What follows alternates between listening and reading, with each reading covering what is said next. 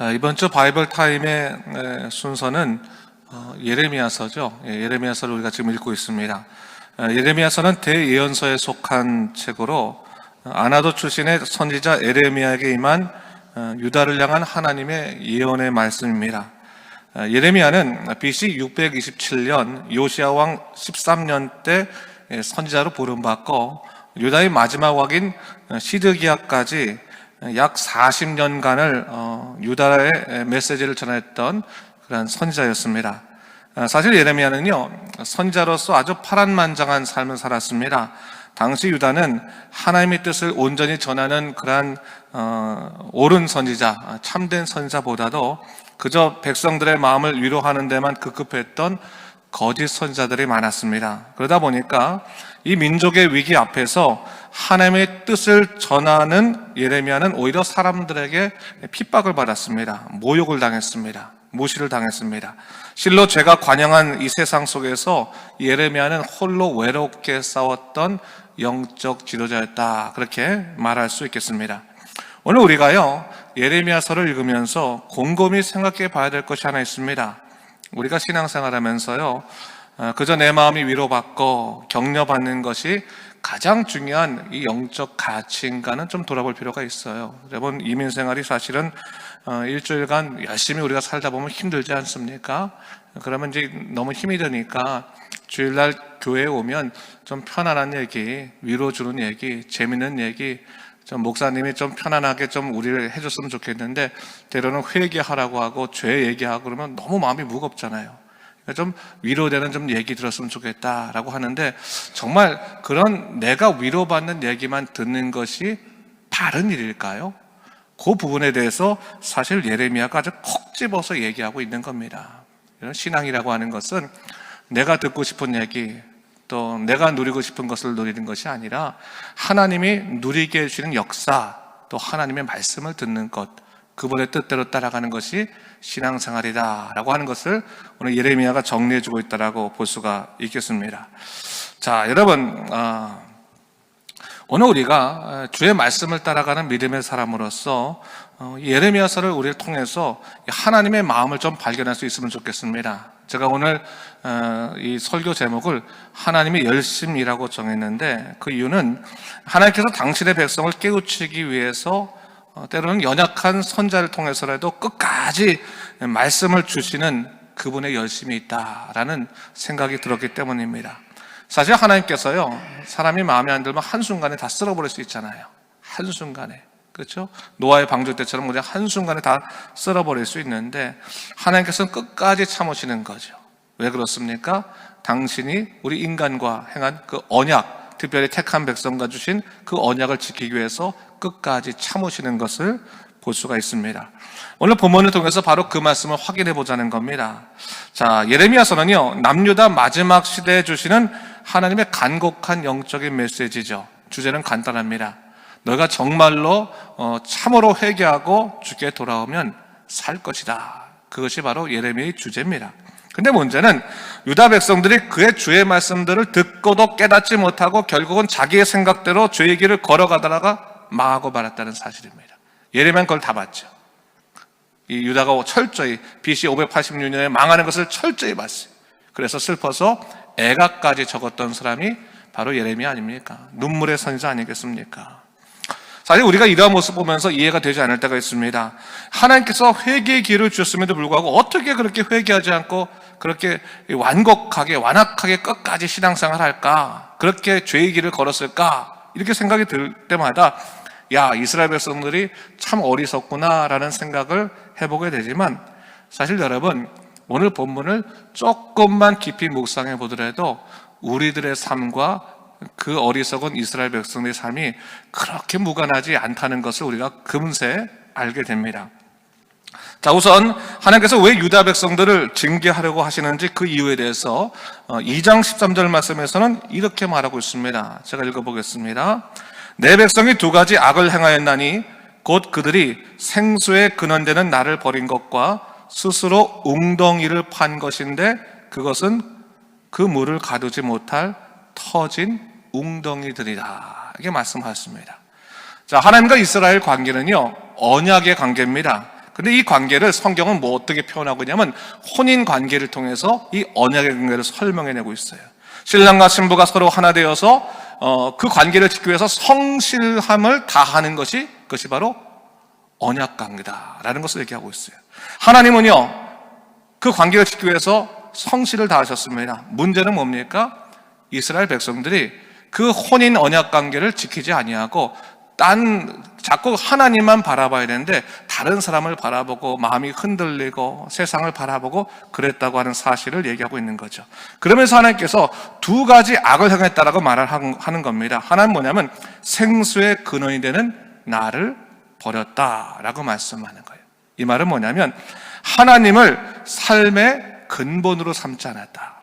하나님을 삶의 그 에너지, 삶의 원동력으로, 원천으로 삼지 않았다라고 하는 것을 얘기하고 있는 거예요. 당시 이스라엘은요, 비옥한 평야지대를 소유하고 있었지만, 그래서 농사가 뭐 그렇게 안 되는 지역은 아니에요. 그 평야가 크게 세 평야가 있는데 농사 어느 정도 됐습니다. 근데 문제는 뭐냐면 이 이스라엘 땅에는요, 애굽 땅이나 바벨론과 같은 큰 강이 없었어요. 큰 강이 없다 보니까 비가 내리게 되면 그 이스라엘 땅에 그 비가 내리자마자 그냥 땅이 흡수됐습니다. 비를 흡수하는 땅이 바로 이스라엘 땅이었습니다. 그러다 보니까 이 사람들에게 고민이 있는 겁니다. 비는 내리는데 비를 좀 담아놔야지만 이 농사를 짓지 않을까라고 생각해서 어떤 일을 해왔냐면 큰 웅덩이를 파가지고 거기다 회를 칠한 다음에 물을 보관하고자 했던 것입니다. 하나님께서는요, 이러한 이스라엘 백성들의 모습을 보면서 얘기하고 있는 것이죠. 너희가 생수의 근원인 나를 버린 것도 문제고 너희 스스로가 너희 인생의 문제를 해결하기 위해서 큰 웅덩이를 파가지고 물을 저축하려고 하는 것도 너희들의 문제인데, 중요한 것은 뭐냐면 그렇게 해서 너희 인생의 문제가 해결될 수 있다고 생각한다면 큰 오산이다 라고 말해요. 큰 오산이다. 여러분, 하나님께서 분명히 말씀하시는 거죠. 하나님만이 인생의 길인 것을 분명히 우리에게 얘기해 주시고 있는 겁니다.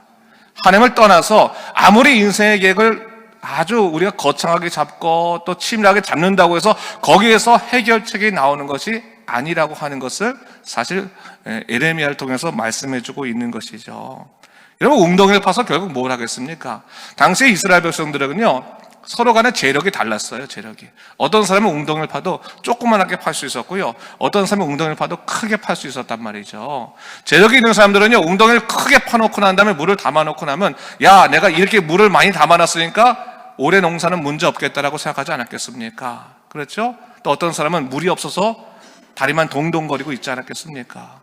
그런 서로 간의 그 불평등 속에서 사실은 어떤 사람은 물질의 그러한 유익을 누리는 반면에 어떤 사람은 고통받고 있지 않았겠습니까? 근데 정작 그런 모습들이 하나님을 바라보고 하나님 뜻대로 사는 모습이 아니라 사실은 뭡니까?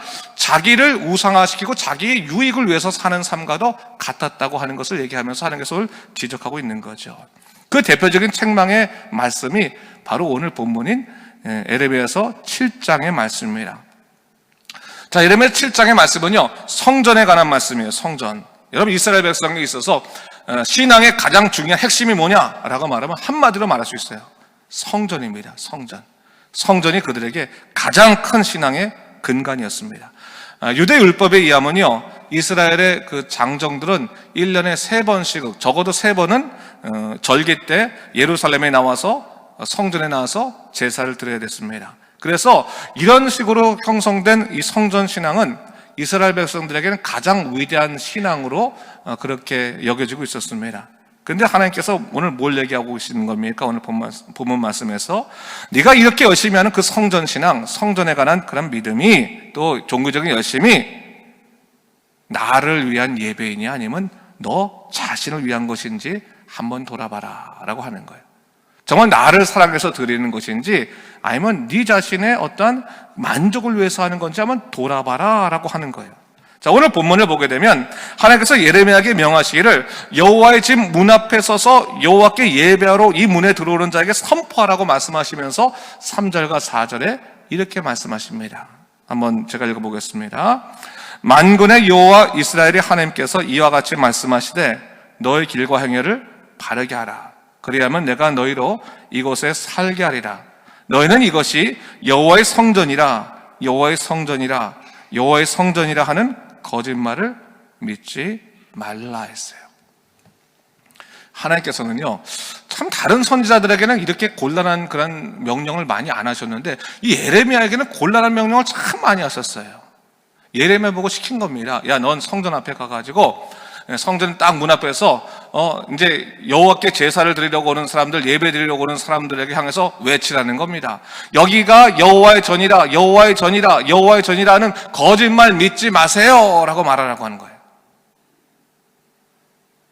정말 당황스러운 일이잖아요. 한번 생각해 보세요. 주일날 여기 예배 드리러 오는데 우리 교인이 아닌데 어떤 분이 왔어요. 아니면 여기 어떤 목사님이 우리 교회 앞에 딱 서가지고 얘기하면, 여기 명성교회는 하나님의 집이 아닙니다. 교회가 아닙니다. 들어가지 마세요. 속지 마세요. 이렇게 말하고 있다면 얼마나 황당하겠어요. 여러분, 예배 드리러 왔는데 굉장히 황당한 일이 생긴 거 아니겠습니까? 그런 지금 황당한 일을 하나님께서 지금 예레미야에게 시킨 거예요. 여기 있는 이 성전은 껍데기입니다. 진짜가 아닙니다. 가짜입니다. 여러분, 속지 마세요라고 얘기하고 있는 거예요. 사실 이스라엘 백성에 있어서요, 성전 신앙은 그들의 자부심이면서 동시에 자존심이었죠. 여러분, 당시의 성전이요, 얼마나 사람들이 열심히 섬겼냐면 성전에 이 성막을 때만 하더라도 제사장이 그렇게 많지 않았었는데, 물론 레위인들이 많았죠. 섬기는 사람 많았지만 성전으로 가서는 이 성전에 해당하는 그런 섬기미들이 굉장히 많았어요. 굉장히. 그래서 성전, 특별히 여러분, 예수님 때 같은 데는 이 6월절이 되면 전 디아스포라들이 모여서 한 100만 명 이상, 혹은 200만 명 정도까지 사람들까지 모여가지고 예루살렘에서 예배를 드렸다고 그래요. 굉장한 거죠. 이 시대 때도 마찬가지예요. 굉장히 많은 사람이 와서 이제 절기를 지키는 거라고요. 굉장히 화려하고 엄청난 일이 일어난 거예요. 그런데 그 앞에 서가지고 여기가 여호와의 전이라, 여호와의 전이라, 여호와의 전이라는 거짓말 믿지 마세요라고 얘기하는 거예요. 왜 그렇겠습니까? 열심을 다해가지고 성전에서 제사를 드리려고 하는 사람들한테 너희들 제사 다 가짜니까 드리지 마세요라고 말하는 거, 이것처럼 불쾌한 것이 어디 있겠습니까? 예배 드리려고 주일날 왔는데 들어가지 마세요. 당신 드리는 예배는 다 가짜예요 라고 말한다면 얼마나 기분 나쁜 일이 지금 일어난 겁니까? 근데 그러면서 예레미야가 이런 말을 하고 있는 거죠. 3절에서 너의 길과 행위를 바르게 하라고 말하면서 5절부터 7절까지 이렇게 얘기하는 것을 볼 수 있습니다. 제가 읽어보겠습니다. 너희가 만일 길과 행위를 참으로 바르게 하여 이웃들 사이에 정의를 행하며 이방인과 고아와 과부를 압제하지 아니하며 무죄한 자의 피를 이곳에서 흘리지 아니하며 다른 신들 뒤를 따라 화를 자초하지 아니하면 내가 너희를 이곳에 살게 하리니 곧 너희 조상에게 영원토록 준 땅이니라 했어요. 오늘 하나님께서요, 이 예레미야를 통해서 말씀하시면서 너희가 지금 스스로 성전에서 열심히 제사를 드리고 있다는 그 종교적인 열심들 때문에 나는 아무것도 문제 없다, 나는 하나님께 축복받을 것이다 라고 생각하고 있지만 사실 너희의 이 본질, 신앙의 본질의 문제가 뭔지 아느냐? 너희가 그렇게 열심히 예배 드린다고 말하는 사람이고 공예배 빠지지 않고 열심히 다닌다고 말하면서 사실 너희의 삶의 모습은 어떻게 했느냐? 너희 삶의 모습을 가만히 보니까 너희가 이웃들 사이에 정의도 행하지 아니하고 이방과 고아와 과부를 압제하고 무죄한 자를 피를 이 성전에서조차 흘리게 하는 그러한 삶을 살아갈진데 과연 내가 너희 예배를 받을 것 같으냐라는 것을 얘기하시는 거예요. 그러니까 하나님께서 이스라엘 백성에서 뭘 얘기하고 있는 겁니까? 너희가 지금 드리는 예배가 너희 혼자만의 이 복을 누리려고, 형통을 누리려고 하는 열심이 있을지 몰라도 너희가 하나님의 놀라신 복을 너희 인생을 통하여 다른 사람들에게 흘러가게 하는 이런 삶의 예배까지 이어지고 있느냐? 그렇지 않으면 그 예배 소용없다라고 말씀해 주시는 겁니다. 이런 오늘날이요, 이 예레미야의 말씀을 좀 우리가 곰곰이 돌아볼 필요가 있어요. 사실 우리는요, 주일 나와서 열심히 봉사만 하면, 하나님 와서 열심히 섬기만 하면 복 받을 거라고 생각해요. 그렇죠. 근데 여러분, 사실 여러분, 우리의 삶에 참 중요한 예배의 모습은 뭐냐면, 우리가 예배의 힘을 얻어서 삶에 가서 다른 사람들에게 주의 복음을 전하고 그들로 하여금 하나님의 놀라신 사랑을 누리도록 우리가 통로가 되는 것이 참 중요한 거거든요. 통로가 되는. 그래야지만 그 사람들이 예수님의 세계 안에, 복음의 세계 안에 돌아올 거 아니겠습니까? 근데 우리가 명색이 하나님의 은혜를 안다는 사람들이 교회에서는 예배 열심히 드리고 오히려 세상 사람과 관계 속에서는 세상 사람보다 더 악한 일을 행하게 된다면 그것은 하나님을 가리는 역할을 하는 것 아니겠습니까? 이것을 아주 하나님께서 예레미야를 통해서 콕 찍어서 얘기하라고 말씀하시는 겁니다. 오늘날이요, 사실 이 오늘 본문의 말씀을 잘 읽어보면 오늘날의 이 문제는 단순하게 삶의 현장 속에서 예배가 잘못됐다는 문제보다 더 먼저 되는 것이 있어요. 이게 뭐냐면 성전 안에서 선포되는 말씀들, 당시 선자들이 선포하는 그 말씀들이 사람들의 개인적인 복에 관해서는 얘기하고 있지만 그들이 하나님 나라를 이루기 위해서 그들이 함께 사랑을 나누는 섬김에 대해서는 전혀 얘기하고 있지 않았기 때문에 사실 벌어지는 일이거든요. 사실 여러분, 교회 현장을 멍들게 하는 제일 첫 번째 원인 중에 하나는 사실은 부끄럽지만 목사입니다. 왜냐하면 목사들이 사람들에게 복음을 전하거나 말씀을 전할 때 사실은 사람들의 마음을 사기 위해서 복음을 설교를 할 때가 적지 않은 거예요.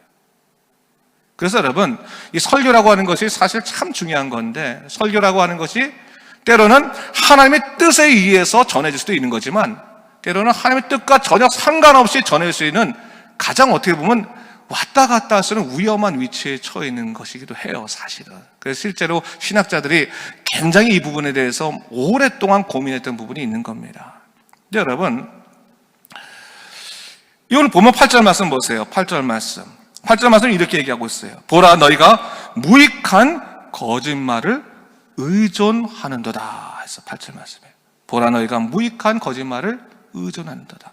성전에 나가서 하나님의 말씀을 듣는데 또 밖에 나가서 선자의 얘기를 듣는데 정작 하나님의 놀라신 뜻으로 말미암아 삶의 변화가 일어나고 정말 이웃이 살아나고 놀라운 사랑의 역사가 일어나는 그쪽으로 나가지 아니하고 결국 자기 스스로 자기의 그 마음만 만족시키는 그냥 무익한 거짓말에 의해서 속고 있는 현장에 대해서 예레미야가 얘기하고 있는 겁니다.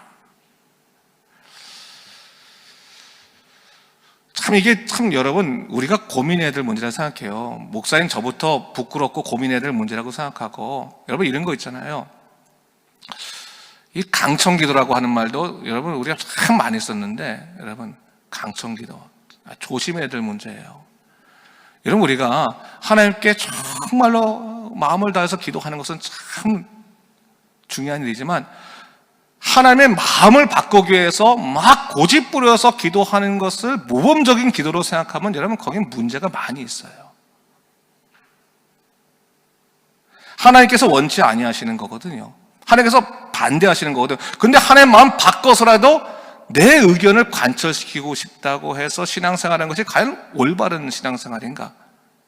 아니면 하나님의 뜻 안에서 내가 바뀌어서 하나님의 뜻에 내가 순종하며 살아가는 것이 올바른 신앙생활인가를 한번 돌아봐야 되는 거예요. 하나님을 바꾸기 위한 방법에 대한 책들이 여러분 시중에 나오면요 잘 팔려요. 여러분 옛날에 이제 요즘은 좀 그런 책이 안 나오는데 한 10년 전까지만 해도 하나님의 마음을 바꾸는 방법 이런 책이 나왔었어요, 한국에. 그런데 그게 베스트셀러예요. 제가 그거 보면서 그랬던 적이 있는데 사실 우리가 그런 경우가 있을 수 있다고 하는 거예요. 오늘 예레미야가 바로 그걸 얘기하고 있는 거죠. 정말 너희 스스로가 하나님을 사랑한다고 말하면서 하나님만 바라보지 아니하고 스스로 웅덩이를 파는 그런 삶을 살아가고 있을진데, 그러면서 너희의 삶 가운데 변화 없는 그런 삶들이 유지되고 있는지인데, 그러면서 너희 스스로가 나 봉사 많이 하고 있으니까 하나님께 축복받을 거야 라고 말한다면 진짜 그게 정답이겠느냐? 좀 한번 돌아보는 게 어떻겠냐? 한번 잘 생각해봐라. 진짜 그게 신앙이겠느냐라는 것을 지금 묻고 있는 것이죠. 그러면서 이렇게 말합니다. 오늘 10절 말씀 한번 같이 한번 읽어볼까요? 10절 말씀 시작. 내 이름으로 일컫는 받은 이 백성에게 이 집에 들어와서 내 앞에 서서 말하기를 우리가 구원을 얻었나이다 하느냐? 이는 이 모든 가증한 일을 행하려 함이로다 했어요. 여러분 이게 무슨 말이냐면 이 성전에 나서 자기가 열심히 봉사한 다음에 저는 구원을 받았습니다. 저는 구원의 백성입니다 라고 말하고 난 다음에 집에 돌아가서는 다시 가증한 일을 행하더라는 거예요. 돌아가서는 오늘날 여러분, 우리가 구원의 확신이 있어야겠습니다. 중요합니다. 구원의 확신을 갖고 믿음을 살아야 됩니다. 근데 구원의 확신만 갖고 살아가면서 나는 어떠한 죄를 져도 문제가 없다라고 생각하는 것처럼 오만한 생각을 가져서는 안 되는 거예요. 구원을 받은 자로서 마땅히 하나님 말씀에 입각해서 자기 삶이 변혁이 돼야 되는 건데, 삶은 변화되지 않고 난 구원받았으니까 어떠한 일을 해도 상관없다라고 생각하면서 여전히 죄 가운데 머물러 있으면 이건 하나님께서 기뻐하지 아니하시고 하나님을 모욕하는 것과 똑같은 거죠. 그것을 얘기하는 거예요. 참된 예배자는 뭔지 한번 돌아봐야 된다는 것을 얘기하고 있는 겁니다. 그러면서 13절과 15절 말씀이 이렇게 얘기하고 있는데, 제가 또 읽어보도록 하겠습니다. 보세요. 여호와의 말씀이니라. 이제 너희가 그 모든 일을 행하였으며 내가 너에게 말하되 새벽부터 부지런히 말하여도 듣지 아니하였고 너희를 불러도 대답하지 아니하였느니라. 그러므로 내가 실로 행함같이 너희가 신뢰하는 바 내 이름으로 일컫는 바는 이 집 곧 너희와 너희 조상들에게 준 이곳에 행하겠고 내가 너희 모든 형제 곧 에브라임의 온 자손을 쫓아낸 것 같이 내 앞에서 너희를 쫓아내리라 하셨다 할지니라 했어요. 하나님께서요, 내가 새벽부터 말해도 너희가 듣지 않았다라고 말을 하면서 실로에 대한 얘기를 하시거든요. 이 실로가 어떤 곳이냐면 여러분 아시겠지만 이스라엘 백성들이 가나안 땅에 들어와서 처음 성막을 친 곳이 실로였거든요. 여러분 여러분 잘 아시죠? 사무엘이 어릴 적에 하나님의 부르심을 받았던 곳이고 하나님의 성막이 오랫동안 머물렀던 곳인데, 여러분 이 하나님의 성전이 지어지기 전까지는 실로가 예루살렘 같은 곳이었죠. 그런데 이 실로가 망하게 된 이유가 있는 거예요. 그것이 뭡니까? 제사장이 타락하고 또한 말씀을 듣지 않고 법궤가 빼앗기고 엘리 제사장과 두 아들이 죽었을 때 타락한 예배 자리로 말미암아 이 실로가 무너지고 말한 거예요. 그 얘기를 다시 한번 얘기하고 있는 겁니다. 실로에게 했던 것처럼 내가 다시 그 일들을 일으킬 텐데 너희의 문제가 뭐냐? 내가 새벽부터 부지런히 너희를 향해 부르짖는 그 소리를 너희가 듣지 않았다. 그것이 문제다라는 것을 얘기하는 거예요. 자, 말씀을 우리가 좀 정리하면서 한번 얘기해 볼까요? 여러분, 신앙생활 하는 것은 어제보다 오늘이 좀 나아야 되는 것이고 오늘보다 내일이 나아야 되는 것 아니겠습니까? 근데 어제보다 오늘이 나으려면 말씀 가운데 내가 변화되어야 되는 것이고, 그렇다면 말씀이 나를 어떻게 변화시키는지를 바라봐야 되는 것이고, 그러기 위해서는 뭡니까? 말씀 앞에 정직하게 서서 하나님이 내게 말씀하시는 것이 쓰면 쓴 대로 받는 것이고 달면 단 대로 받는 겁니다.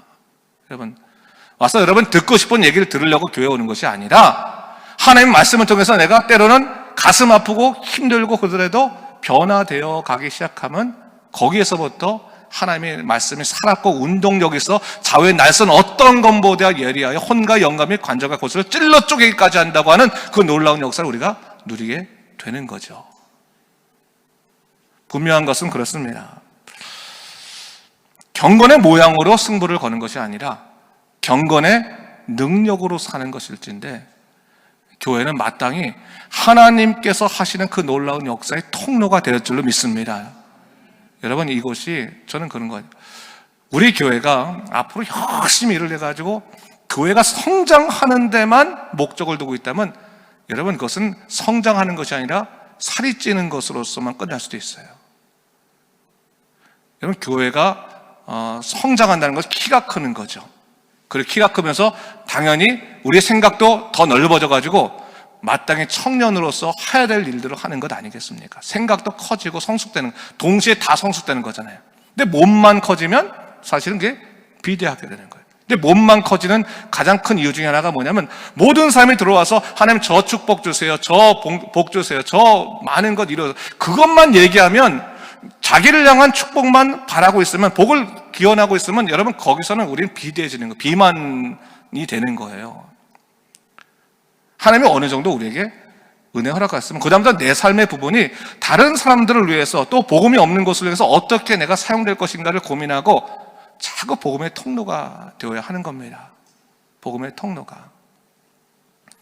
그래서 다른 사람들에게 하나님을 증거할 수 있고 또 하나님의 살아계심을 드러낼 수 있고, 그리고 우리의 행위가 우리의 신앙의 근거가 돼서는 안 되는 거예요.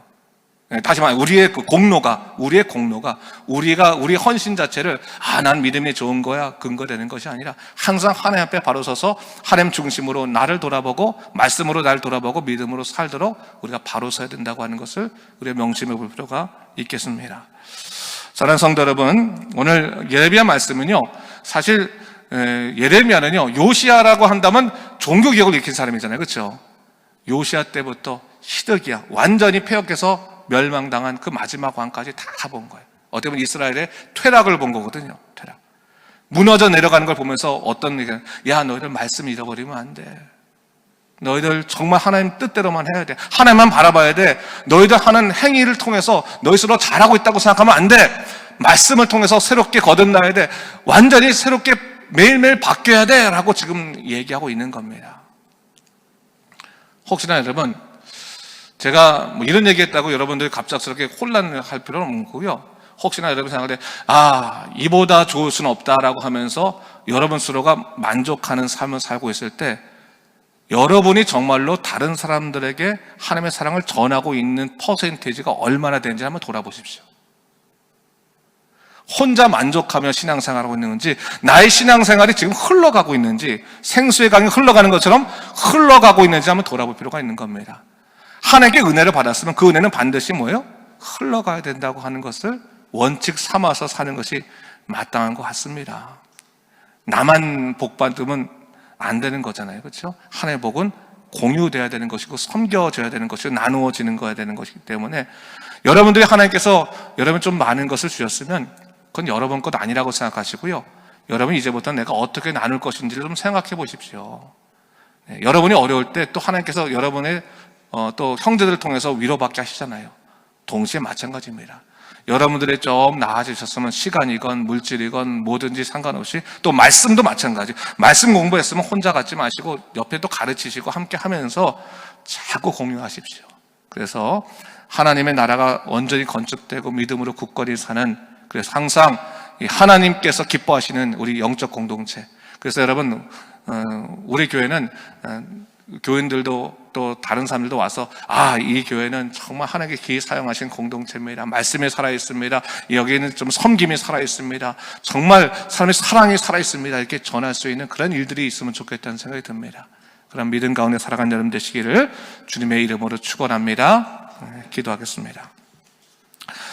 주 하나님 아버지 참으로 감사합니다. 예레미야 말씀을 통해서 우리가 하나님의 뜻들을 또 다시 한번 돌아보게 하신 것 감사합니다. 혹시나 신앙생활하면서 정말 교회 안에 있다고 우리가 그냥 만족하고 아무것도 안 하고 그냥 하나님 뜻과 반대되는 일로 살고 있지 않은지를 돌아보게 하시고 정말 하나님께 기뻐하시는 믿음의 삶을 살아갈 수 있도록 주여 우리를 이끌어 주시옵소서. 날마다 말씀으로 새롭게 하시고 날마다 하나님의 뜻 가운데 살아갈 수 있도록 정말 하나님과의 이 언약 관계를 잘 지키며 살아갈 수 있도록 주께서 인도하시고 주관하여 주시옵소서. 감사드리며 이 모든 말씀 예수님 이름으로 기도드립니다. 아멘.